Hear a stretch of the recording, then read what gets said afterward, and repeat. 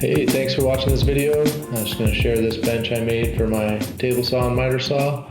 Miter saw drops out of the way, so if you need to rip a long board, and it's mobile, set on a couple wheels. It's also narrow, so I can tuck it up against the wall. And here I'm just going to show a little bit of the build process. All right, 2 sheets of plywood screwed together so that I can basically cut out the left and right side in one go and make sure they're symmetrical, which is important. And I started by just getting rid of the big bulk that I could right off the bat. Then I took a hole saw to cut all the interior corners. That way my track saw could cut all the way up and didn't have to use a jigsaw.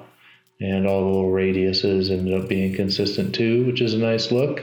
And once I got those done, I had to lay out the slots for that miter saw shelf that drops down. Really want to take your time on this, get those right, and do some fine measuring. It went pretty well. The thing I'm trying to explain right here that I'm talking over was the 2 slots that the bars are in. Because of gravity, if you picture it, the back bar is going to be pushing against the top of the slot, and the right bar is going to be pushing against the bottom. It's getting torqued by the weight of the saw. So we just have to make sure you account for that when you lay it out. In my case, there's about 1/8 of an inch of play between the slots and the bar. So I have those slots offset 1/8 of an inch from each other, so that when they're pushing against their respective sides, everything stays level. The other thing I did too is that front slot, you can't quite tell, but it's actually angled up a little bit. So, oops, knocked over this camera.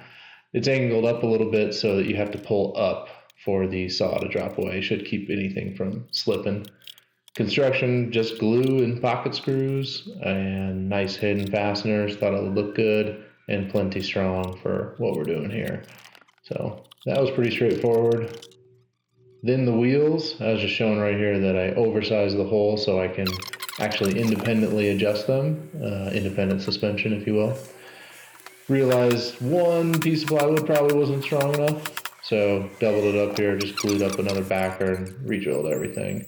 While that was doing that drying, I took a router bit, rounded everything over just so that the corners don't split or catch over time, and it looks nice. It is a shop project, but you know, you want it to look pretty darn good as well as function good, which is also why I put a little coat of semi-gloss on it, or gloss, can't remember, whatever I had. Used just a chip brush because I'm not worried about the actual finish, just want to protect everything over time. Here's a look at the shelf, very simple.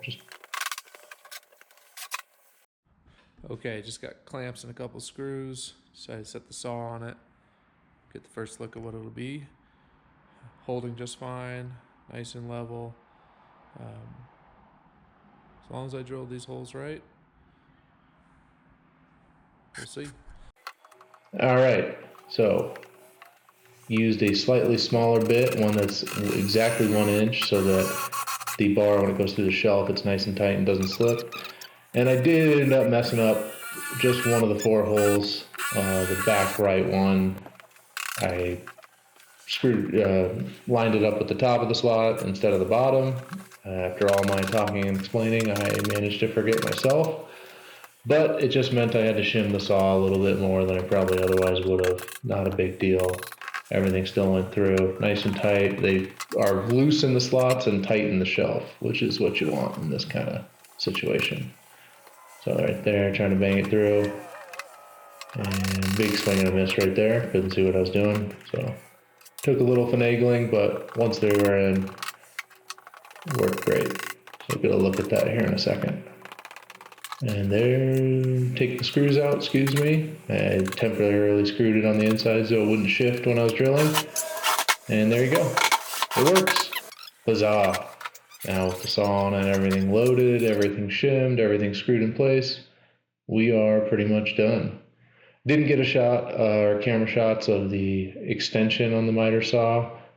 It is very, very simple, just plywood resting on some cleats. You just slide it in, slide it out. Works perfect for what we need it to do. You can get about a 12-foot board on here, cut right in half and be fully supported, which is as big as I ever go.